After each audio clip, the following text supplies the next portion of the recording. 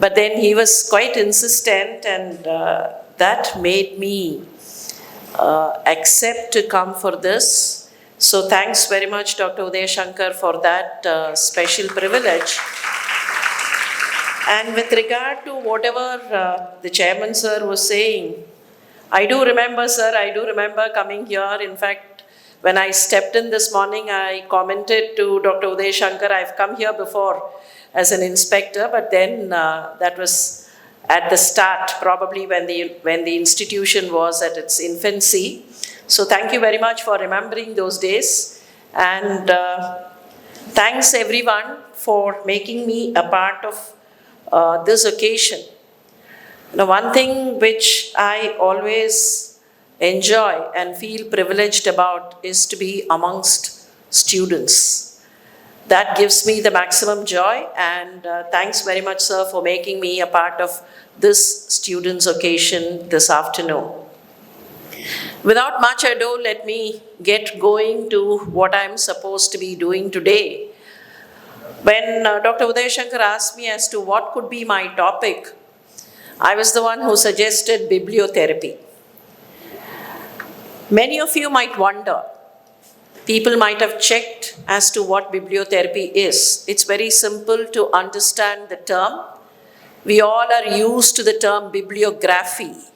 You know, whenever you write a paper or when you have a textbook, you look at the pages at the end and it says bibliography, or when you write a paper, you're supposed to give the bibliography or references.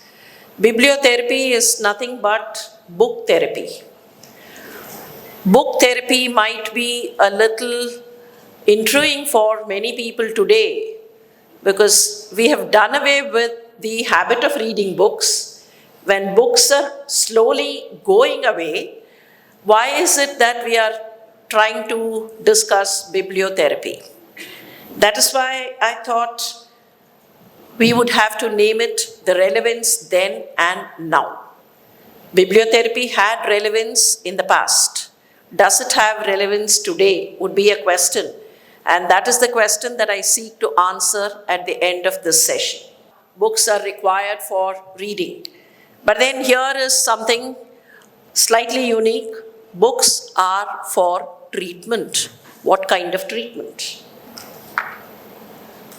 Bibliotherapy is technically described as a creative arts therapy.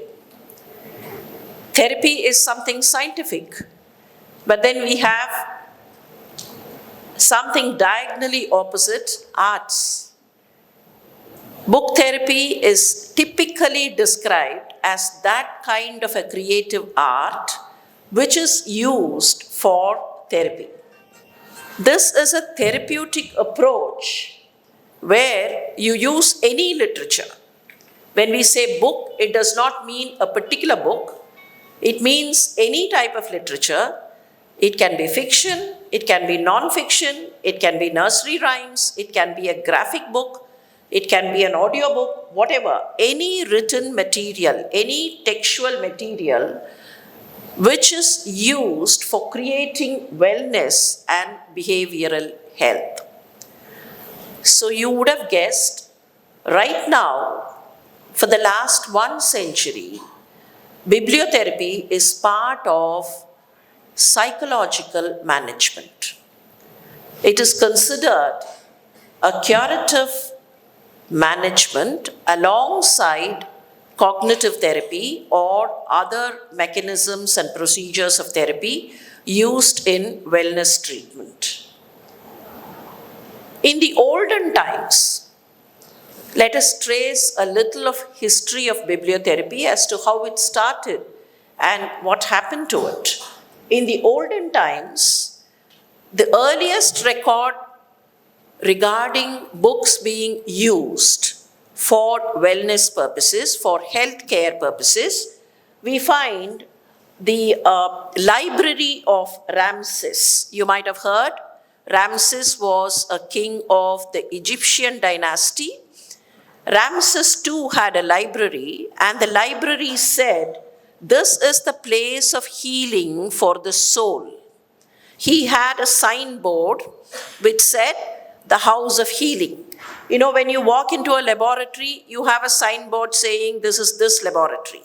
There was a signboard saying, the house of healing for the soul, which means the soul getting healed is wherein some kind of healthcare activity goes on. Later on, Galen, we all have heard the name of Galen. Galen had a library, and he opened the doors of the library to the employees of the kind of medical asylum that he was running. And the employees here were employees involved in some kind of a spa. Today you have a spa, but then they did not call it a spa and so on those days. All those employees, he said, I'm keeping a set of books here for you people to come and read and make yourselves better, not in your skill, but make yourselves better in your soul. So that was the next attempt of bibliotherapy that we hear. Subsequently, we find in every religion of the world, there are books which are being used for some kind of healing. You might have heard everywhere, whatever religion it is, it could be the Abrahamic religion, non-Abrahamic religion, or even in India, the religions which depend on the Vedas, the non-Vedic religions, all these religions use some part of a book. We all say, okay, read this chapter, you will find solace. You read this particular area, that will answer your questions. Or you will get some kind of peace of mind if you chant this particular area, this particular paragraph. So every religion across the globe has been using books as treatment.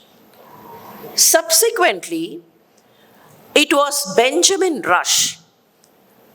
Now, for you to recap as to who Benjamin Rush was, I would just tell you Benjamin Rush was one of the co-founders of the United States of America. He was involved in the movement, and around 1805, 1810, in that period, he recommended the use of literature in hospitals. He was a physician himself, and out of his experience, he said, let's use books in the hospitals, make patients read books, then the outcome is better. The treatment outcome would be better.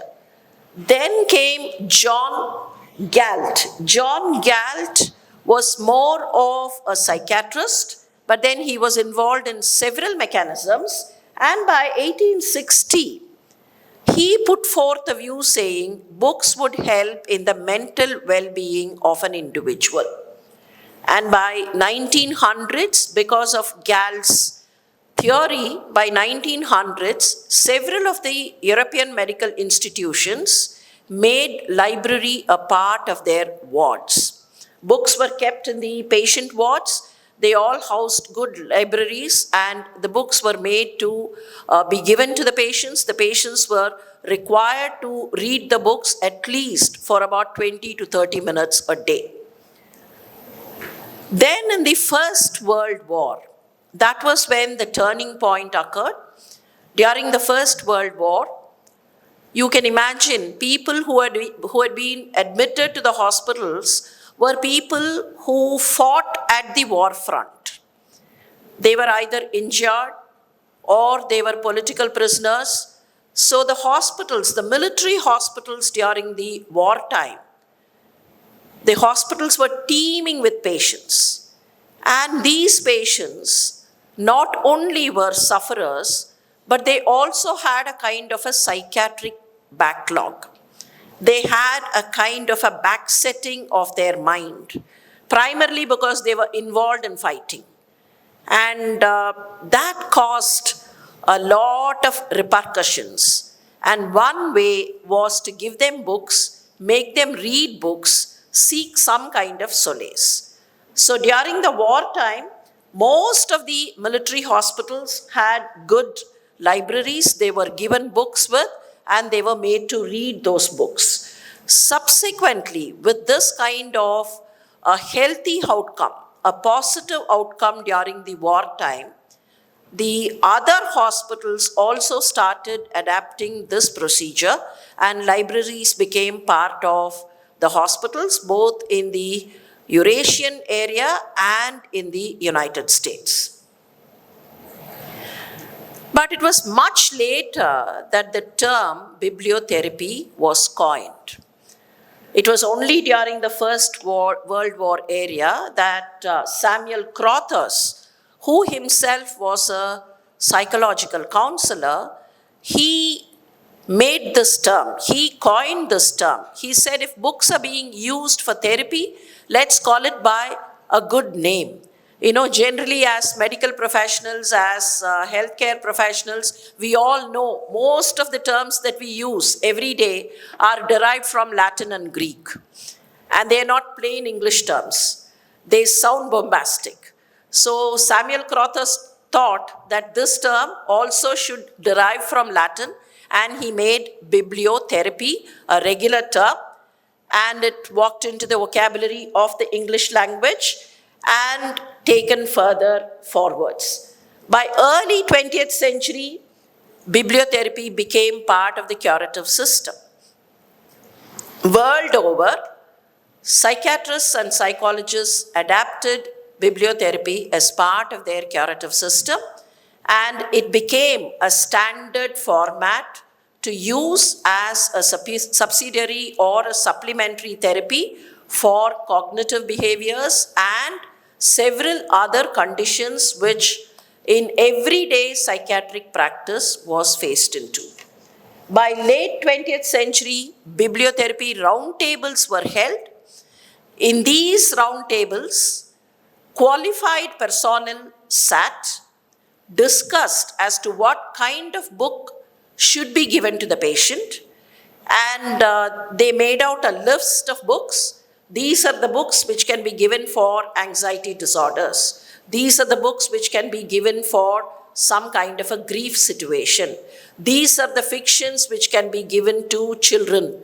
So they made out lists, made out sets of books, made recommendations, and based on these recommendations, procedures and therapy was carried out. So how does the entire thing work? You have books and written material. Let's not now restrict our idea. Let's not say this set of books. Let us say all books or any book that you can hand on. It need not be a bound book or it need not be published by a publisher. It could be some written material. Let us say all this written material, books and written material. What do? Number one, they provide a kind of an emotional connect for the individual. I'm not too sure if the people sitting in the rows from number 3 till the end will be able to understand what I say.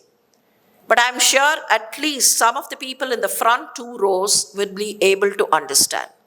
There are times when you hold a book in hand, maybe it's even a fiction by your pet author, your favorite author.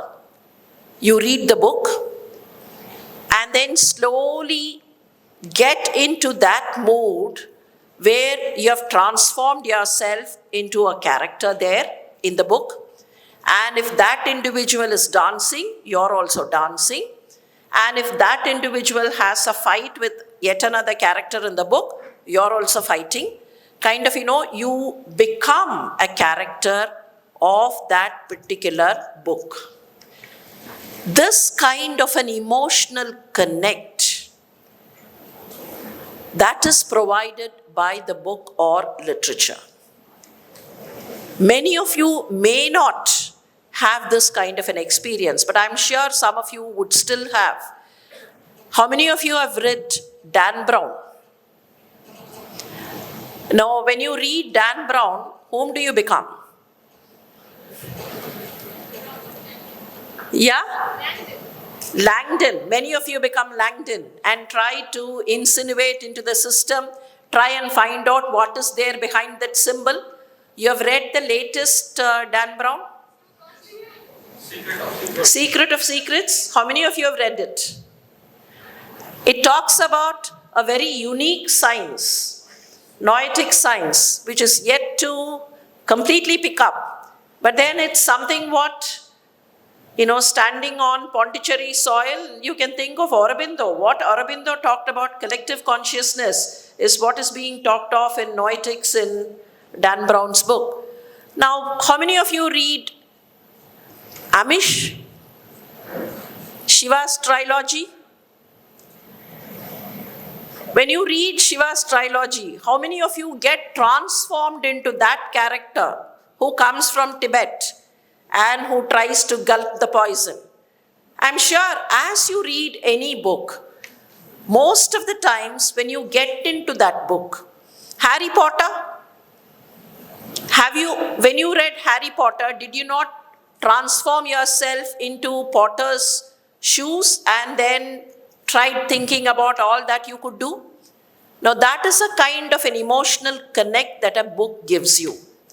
And mind you, your Google search engine will not give that connect. There is some difference between a search engine read and a book read. A book read is from start to end. A search engine read is not from start to end. You're satisfied the moment you get whatever you want. That particular paragraph or that particular line, fine, I've got the reference. I don't have to worry about what is preceding and what is succeeding. But the emotional connect that comes when you read preceding, succeeding is important.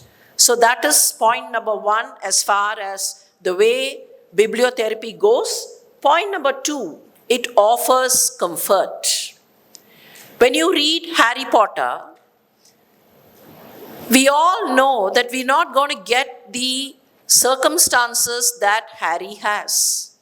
But nevertheless, you derive a kind of a comfort. When you win over, you derive some comfort. And be it any book, when you overcome that situation, you derive an emotional comfort. So this is the emotional comfort that is drawn into the personality of the reader, and that is what is being prevailed upon in therapy. Now, I'll give you a situation like this. Let us imagine a child in a grief circumstance. The child has lost something, or maybe has lost a brother, or some other grief situation. The child will not be in a position to express himself or herself as to what kind of grief he or she undergoes. Will not be able to tell that out. But then you give a book, make the child read, or someone reads for the child. There is a character in that particular book who is also suffering. Generally what happens when you suffer, when any of us suffer, be it anything, it could be a fight with a friend, or maybe your marks in the examination went a little below your expectation, some kind of a suffering. When you have a small suffering, you tend to think that you're the only one on earth who's suffering. Everyone else is happy and I'm the only one who's suffering. That is what the feeling that most of us get into. Me alone suffering.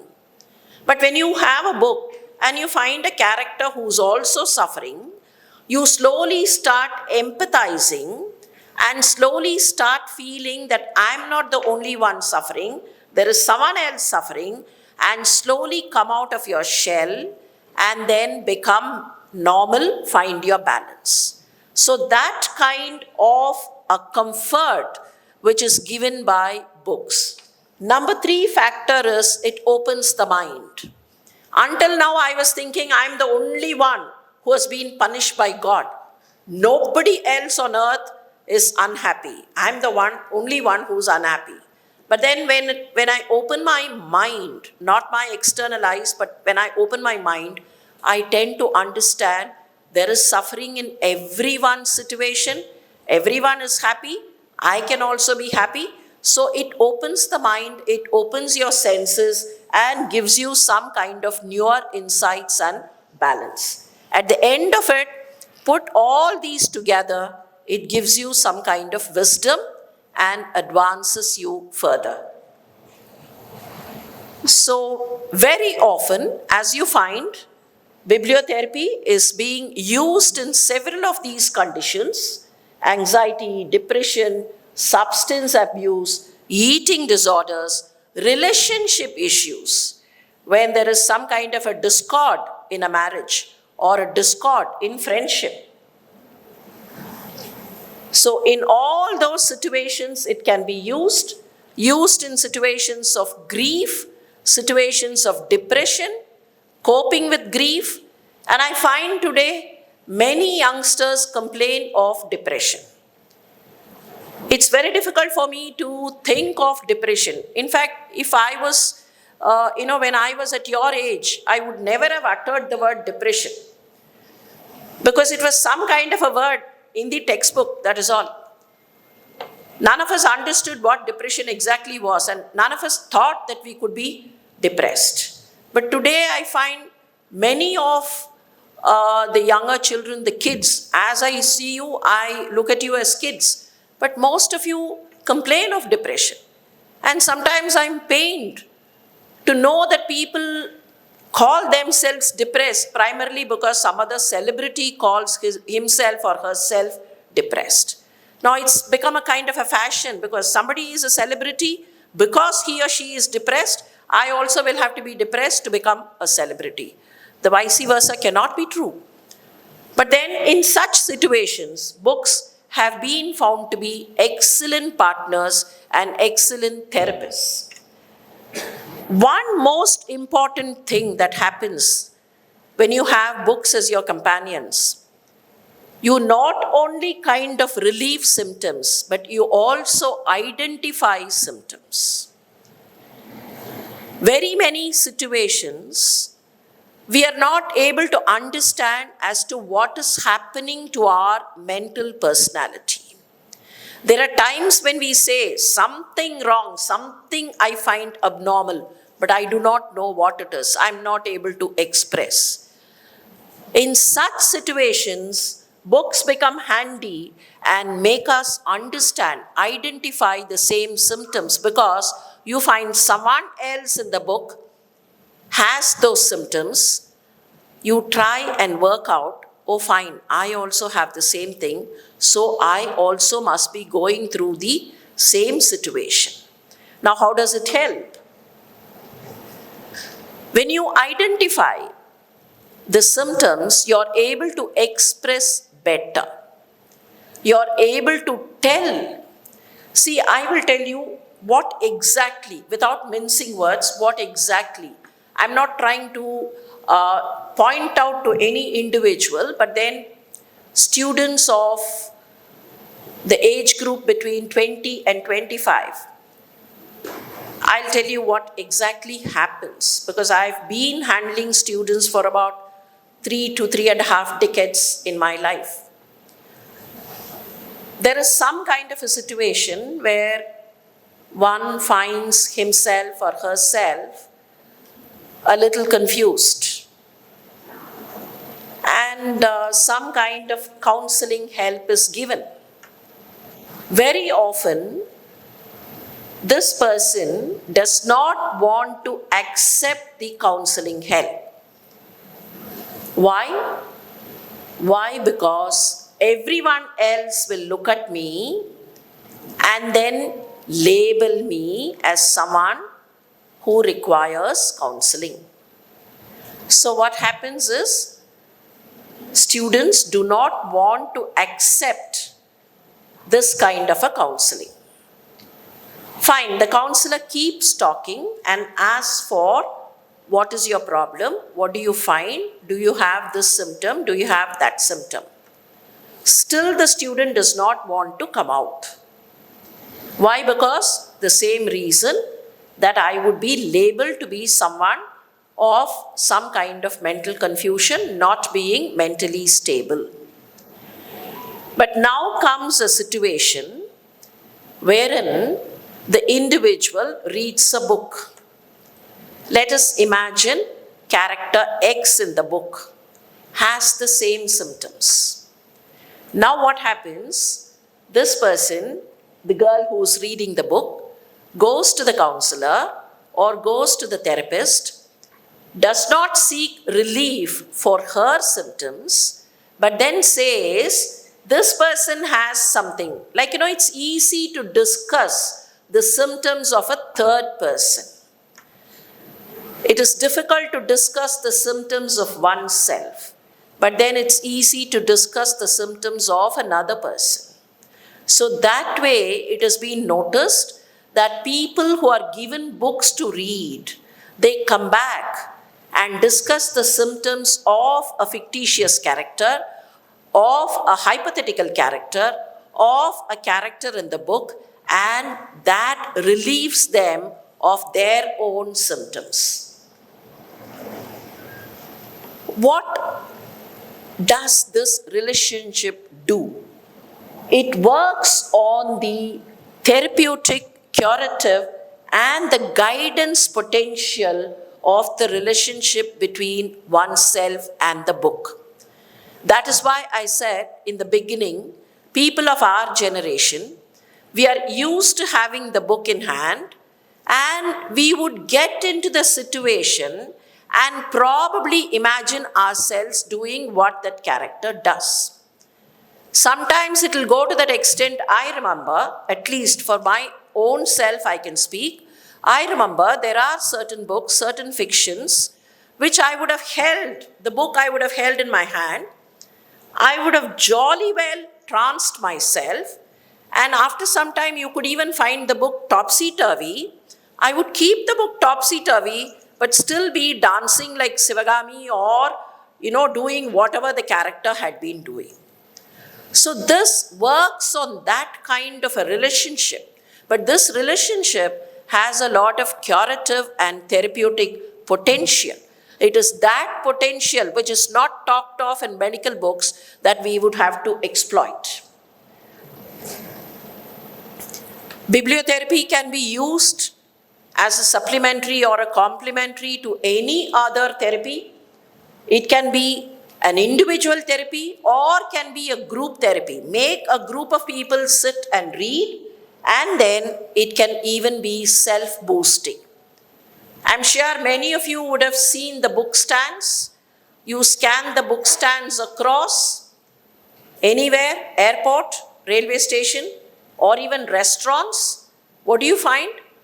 80% of the books are self-help books, right? Self-improvement books. Self-improvement books are a result of bibliotherapy on the self-boosting category. I can use the book. I have certain doubts. See how it helps. I have certain doubts, but I cannot ask anyone. If I ask anyone, they can look at me with some kind of contempt. They might think that I'm a dunce. They might think that I'm very silly. How do I get rid of all these things? But I still have doubts. I still have doubts as to what I do is correct or not. Whether I can do this way, that way. So how would I kind of come out of that situation? I resort to self-boost books. I take self-help books. I take all these improvement books which come in different languages from different authors, and then slowly identify myself and come out of whatever fix I was in. So what are the types of bibliotherapy? Since bibliotherapy is in vogue for the last about 200 to 250 years, you find there is something called therapeutic, and that is what most of which we have been discussing until now, part of therapy. And then it can be prescriptive. Prescriptive in the sense, you can prescribe it to your own self, or someone else can prescribe to you. That is where, world over, we find there are bibliotherapists who have made out list of books. Fine, depending on the kind of symptoms an individual has. Or if the individual is symptom-free, fine, you're an 18-year-old, wanting to improve on your career, these are the books that you can read. You're a 25-year-old wanting to develop on your job prospects, these are the books that you can read. You're a 35-year-old mother, a mother of 2 children, wanting to do something, these are the set of books that you can read. So bibliotherapists have made out lists. The prescriptive part can be from someone else to you, or it can be one doing it for oneself. Developmental bibliotherapy. Now this is what is important. Developmental bibliotherapy is part of pediatric therapy now. In pediatrics, developmental bibliotherapy is being used as the child grows. As I told you, there can be a grief situation. Or in a school, you can find some children are aloof. They're not moving with everyone. Why? Because of complexion, because of socioeconomic status, because of some kind of discrimination, or some kind of a fight with a friend. You know, you might have heard sometimes children say, I don't want to move with everyone. I'm staying alone. To bring those children into the normal fold and make them go through a normal development, books can be used. And that is what is developmental bibliotherapy. And in developmental bibliotherapy, instead of giving a book, if the child is not in a position to read, someone else reads for the child, or a group reading activity is given. Creative bibliotherapy. There are people who have certain creative talents, but then in a very normal atmosphere, that talent would not come out.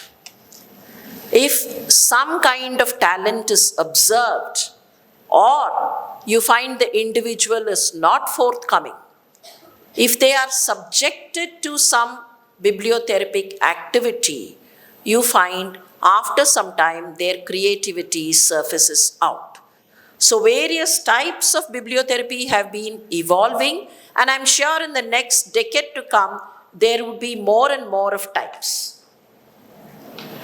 What are the key principles that are involved in this? There are only 3 stages. I've just added a 4th stage, but then typically there are 3 stages. First stage, the reader identifies with something in the material. It need not be, again I repeat, it need not be a thick book.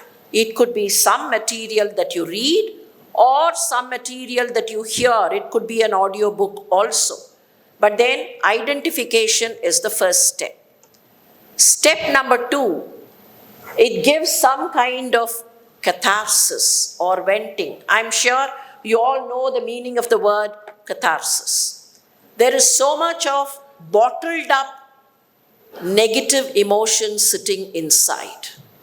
That goes out. You know, it is similar to seeing a movie where the hero is hitting someone and you're kind of trying to hit the person whom you want to hit from the hands of the hero. But then what is the difference here? The difference is in a movie or in a visual medium, you get restrictive. In a medium like this, there is no restriction. What do I mean by saying restriction? I will go to the maybe one of the recent analogies. How many of you can understand Tamil? Many of you. And how many of you saw the movie Ponniyin Selvan? Whether you understood the language or not, you saw. You liked it? How many of you liked it? Good. That's a good number. But then if you had asked the older generation who saw the movie, many of the older generation people said they did not like it that much as the book. You know why? You know what is the reason? Not that the book was wonderful, the movie was not good. The reason is, when we read the book, there is no clear image of Vandiyathevan. There is no clear image of Poonguzhali. There is no clear image of Kundavai. We imagine. When you read the book, you imagine. You do not know if Vandiyathevan was 5.5 feet tall or 6 feet tall. You imagine. And then you have your, whatever your mind's hero or mind's heroine, you set them there. But in a movie, what happens? There is a restriction because the figure is given. The particular actor or the particular actress becomes that character. And it's difficult for the person who had read the book to snatch away their mental Kundavai, throw her out and fix to this Kundavai. Snatch away their mental Vandiyathevan, throw him out and come to this Vandiyathevan. That is the difference. In a movie, it becomes restrictive because the figure is given, the form is given. But in a book, the figure and the form is not given. So we can imagine, whatever we want, we can imagine. You can have a gigantic Vandiyathevan, or you can have a puny Poonguzhali, whomsoever you want. You can even have your own self as a Poonguzhali, whatever. So that restriction is not there. When that restriction is not there, it also gives a kind of a catharsis. You feel that you're free to imagine. In a movie, it becomes restrictive. So the catharsis element or venting out element becomes extremely important. And the third thing that happens is once all your negative isms are gone, you have a newer perspective, you have a newer insight. And I just added the fourth point there. Once you get a newer perspective, your wisdom expands, your wisdom develops. Now, if I go into a working snapshot of what happens in book therapy is also called reading therapy. It is called storytelling, therapeutic storytelling. It's called by different names. You can invent your names if you want. Now, what happens most important is uneasy situations of life. You will find discussions, prescriptions will give you a kind of an outcome where you're able to analyze the situation not as an insider, but as an outsider. If I need to analyze my defeat, it's very difficult. I get into a subjective feeling. Why did I fail in my exam? I become extremely subjective. I told the answer, but then the examiner will not listen. I just wasted 2 seconds. By then, the examiner became hasty. So there is always a subjective element in the human mind. That subjective element will kind of mask our view. Forget examination. Subjective element is always there. We all tend to push the blame on someone else. Let us imagine, supposing this afternoon, I had arrived late here. Instead of the appointed time, if I had arrived late, what should have been my reaction or my action? If in case I arrive late to a particular situation, what do you think should I do? Anyone? What should I do? Just apologize, say sorry. I have come late, I'm sorry. Or if at all I want to say, I can say, I started a little late, so I've come late, I'm sorry. But you think that's what I would do? What would I do? I came correctly only, but then, the direction that you gave me, the location map did not work properly, so I went here, there. Or the other excuse, one standard excuse that all of us have, நான் கரெக்டாக தான் வந்தேன், வரும்போது வழியில் ஒரே டிராஃபிக்கா. So I'm trying to push the blame on someone else. The simplest is, நான் 10 நிமிஷம் லேட்டாக புறப்பட்டுட்டேன். I should have planned.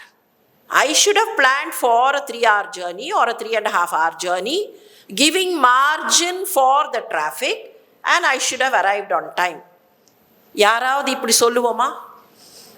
நான் கரெக்டாக தான் பண்ணேன், வர வழியில் யாரோ டிலே பண்ணிட்டாங்க. That முகம் தெரியாத யாரோ. So there is a human mind, which tends to push the blame on someone else.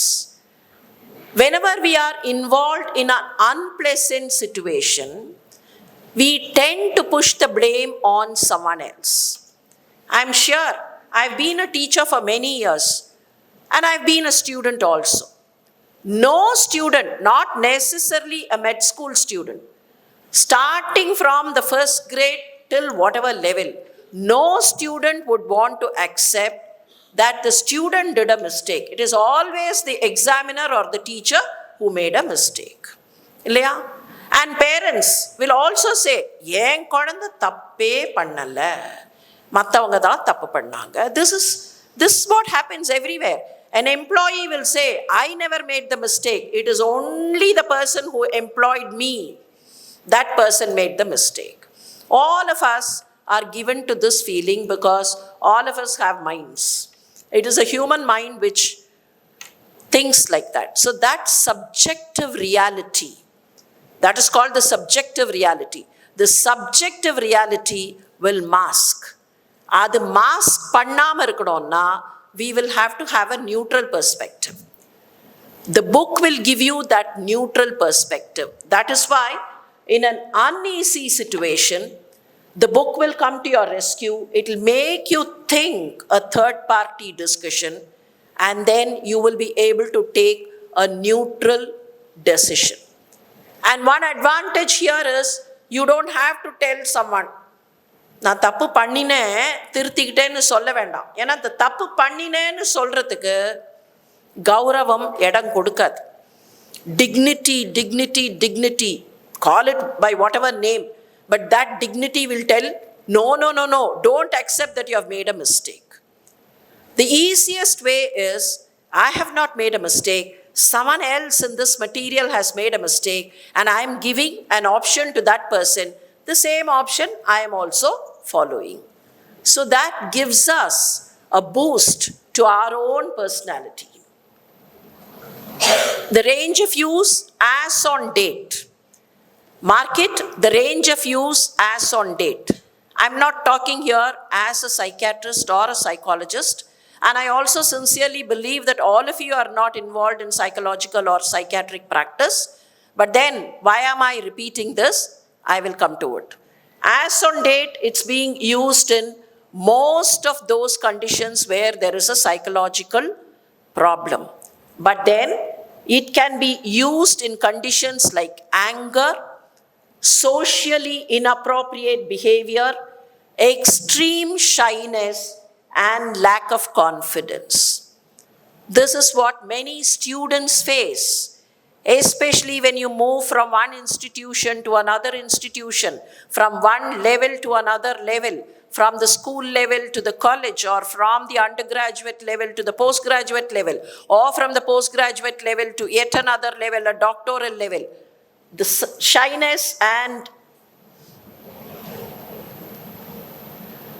the shyness component, the lack of confidence components, situations of grief, rejection, and negatively charged emotions. Now, these are situations that all of us undergo, and this is where bibliotherapy can be revived and rejuvenated to help all of us. I've given you the list earlier. Just a recap: calming, greater insight, not alone. I am not alone. Everybody is with me, feeling a kind of catharsis, understanding, problem solving, learning better. You learn much more from the book, not necessarily about that particular character, but you learn so many things from the book, and you can use them as gained perspectives in future situations. Are there any other benefits of bibliotherapy? Bibliotherapy then and bibliotherapy now on. Are there other benefits? Most important is that you're not alone situation. Not to me, Today I find everyone has some kind of a stress. Stress reduction can be effectively brought in by using reading as a mechanism. Institutions can resort to group reading sessions or silent reading sessions.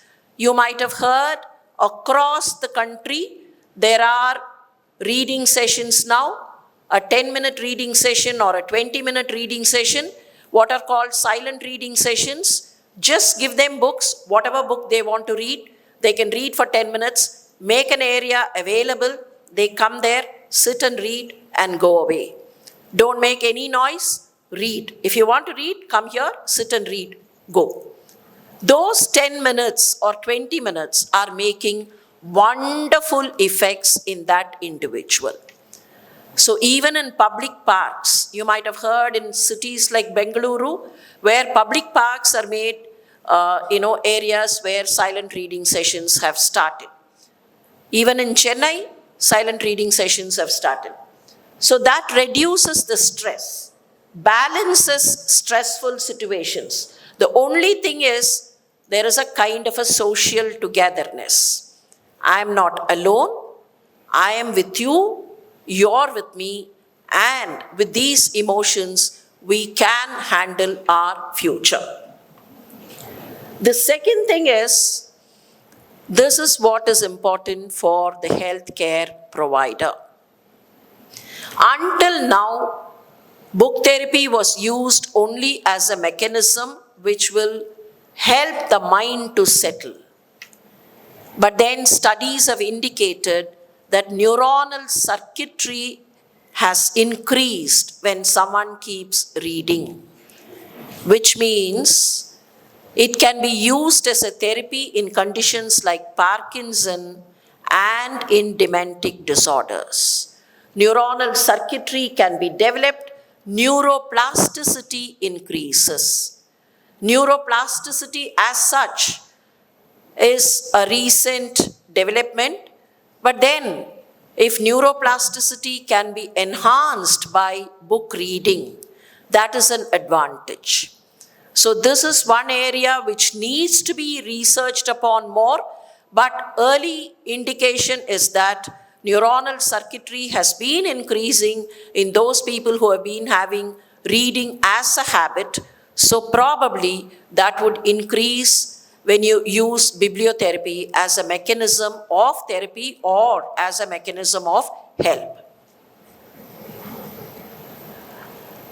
Book therapy also reduces the cognitive bias that one has. Now, cognitive bias will depend on the subjective reality. Part of subjective reality we have already discussed. All of us have this cognitive bias. We tend to think that this happens this way because I feel it is this way. I do not look at the other side of it. I do not know how many of you have heard in management, recent theories of management, we have what is called the 361-degree management. There is only 360 degree, right? Do we look at anything 360 degree? Or I'll ask you this way. I'm standing here. You're seated in 4 different columns. I just pick up one individual, one example individual, one model individual from each of the column. I give you a paper and a pencil. Ask you to draw the picture as I'm standing here, the podium, the mics and myself. After 10 minutes, if I take all those 4 papers, you think all the 4 pictures will be the same? They will not be. Which one is correct? Which one is correct? All 4 are correct. But do we have this kind of an open-mindedness in our life situation? Do we accept that all 4 are technically correct? Do we accept that way? In our life situation, we say, no, what I see is correct. What you see is wrong. I see something from here. She is seeing something from there. Both of us are correct. But in our life situation, what do we tend to do? நான் சொல்றது தான் correct, நீங்க தப்பு இல்லையா? Why? Because we all tend to have subjective reality and cognitive bias because we only see what we see. We refuse to see the other side. We refuse to see the other angles. That is why today we are talking about 361, not even 360. Add one more degree to it, make it 361. To ensure that you have crossed the 360 also. So that kind of a cognitive bias would come down. Book reading will reduce the cognitive bias and it will improve social and emotional cognition. Social cognition is important. I'm not able to see what you see, and that is where we hit each other. I'm not able to understand the emotion that you have. When there is an employer-employee mismatch, how does it happen? The employer is not able to see what the employee undergoes. The employee will not be able to understand what the employer thinks, and there is a mismatch. Why is there a trade union mismatch? Why is there a political mismatch? You would find mismatch. Why? Relationship mismatch.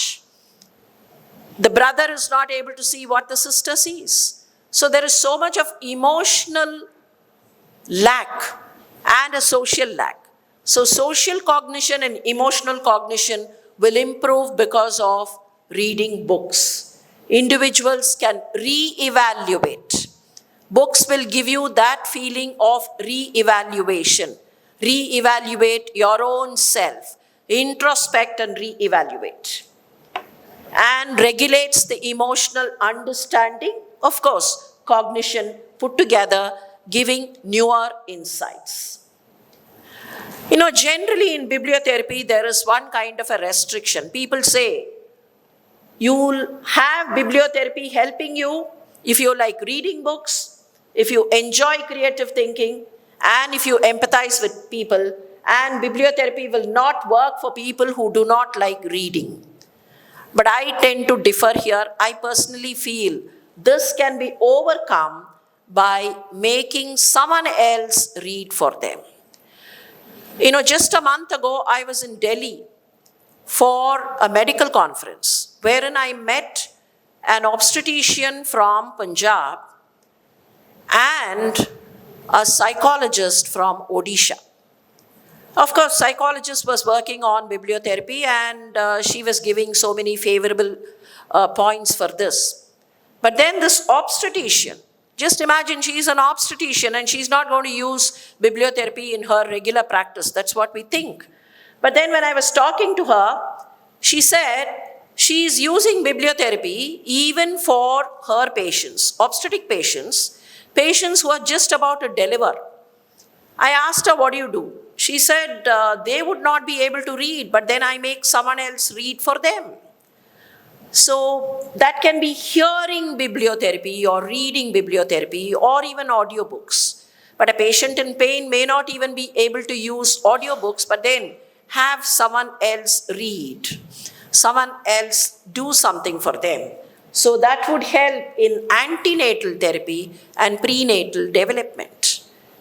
I'm sure many of you would have heard of what we have in our tradition, in the Indian tradition, where prenatal development had been shaped by hearing good things. Characters like Abhimanyu, where you hear what they heard. Not necessarily, that's why I've been telling you, book does not mean a bound book or a book published by a publisher. It is some good textual material or written material which can be made into the audio form or which can be made to be read by others.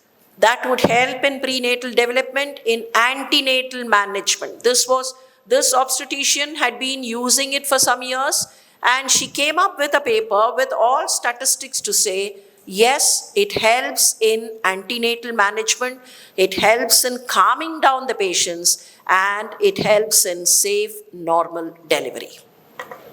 And in special situations, I have been working with dancers and musicians, resourcing for them. Of course, that is not part of this. But then what I found there I've been able to relate. You know, when some of these artists want to understand a particular line or a particular verse, I first tell them the verse, give the meaning, and then tell them, read it yourself. If you can read the language, read it yourself. They read it first time. Second time, I tell them, don't read it yourself. Give it to your friend. Give it to someone else who's able to read it. You close your eyes and listen. When they close their eyes and hear, they understand many more things and it becomes wider. Practice it yourself, you will find it's amazing.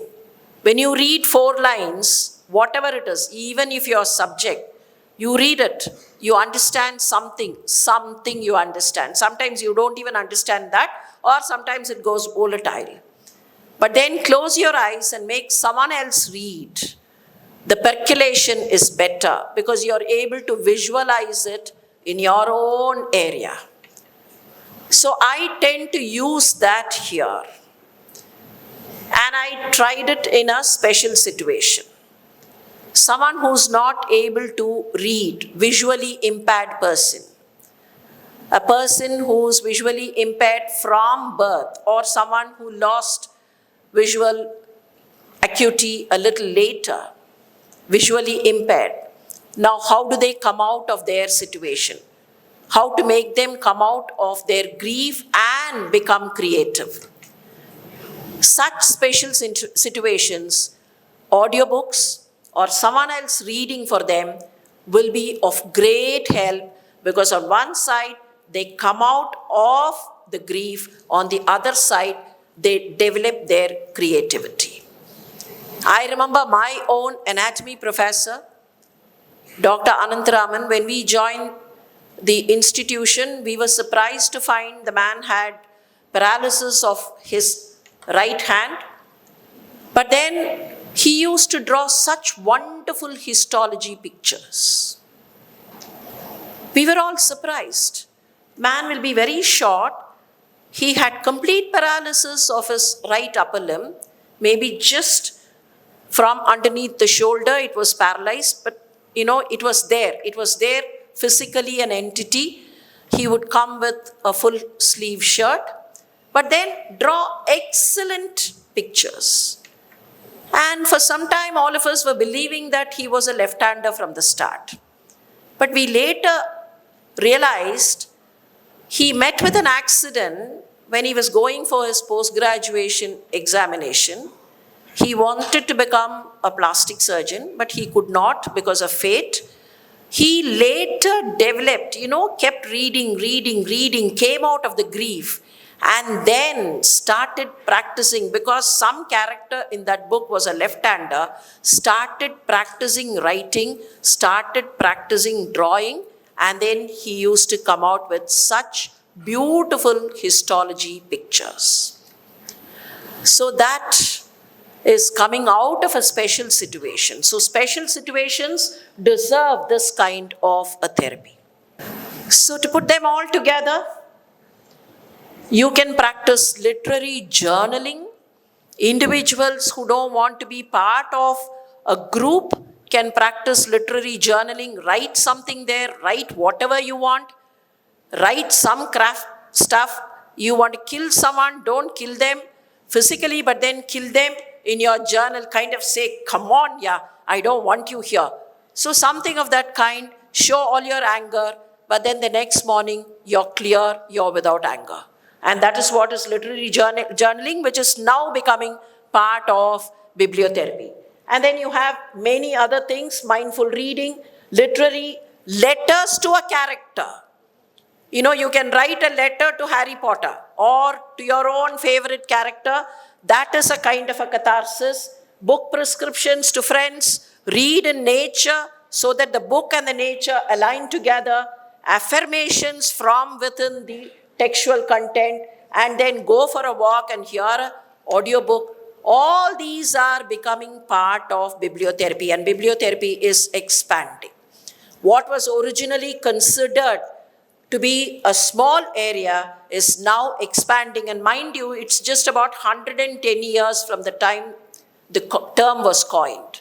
It was only in 1916 that the term bibliotherapy came into existence, but then by 2026, we find it is expanding. More and more roundtables are happening over the several countries that we have on the globe, and I think in the next decade or so, bibliotherapy will expand further. So, on behalf of the various books that all of us read, all of us hand on, thank you very much. And I wish all of you have an enjoyable book reading time, your own personal book reading time. Thank you very much for the opportunity once again. Thanks a lot.